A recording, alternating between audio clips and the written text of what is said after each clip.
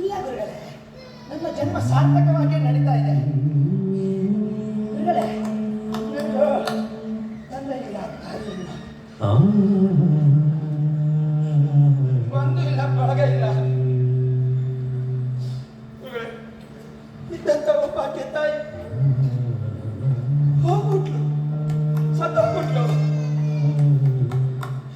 ತಾಯಿ ಸಾಯೋದಕ್ಕಿಂತ ಮುಂಚೆ ನಾನೊಂದು ಪ್ರಶ್ನೆ ಕೇಳಿದೆ, ಅಮ್ಮ ನನ್ನ ಜನ್ಮಕ್ಕೆ ಯಾರು ಕಾರಣ ಅಂತ.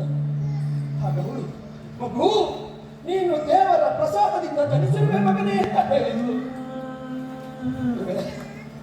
ದೇವರ ಪ್ರಸಾದದಿಂದ ಉದ್ಭವಿಸಿರುವಂತಹ ಈ ಶರೀರವನ್ನು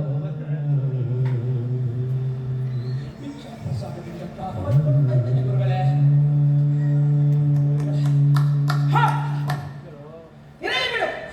ಈಗಿನ್ನು ಭಿಕ್ಷಾ ಸಮಯವಾಗಿಲ್ಲ. ನನಗೆ ನಿನ್ನ ಜೊತೆ ಓಡಿ ಓಡಿ ಆಯಾಸವಾಗಿದೆ. ಇಲ್ಲೇ ಉದ್ಯಾನವನಕ್ಕೆ ತೆರಳಿ ಸ್ವಲ್ಪ ವಿಶ್ರಾಂತಿ ಪಡೆಯೋಣ. ನಡೆ.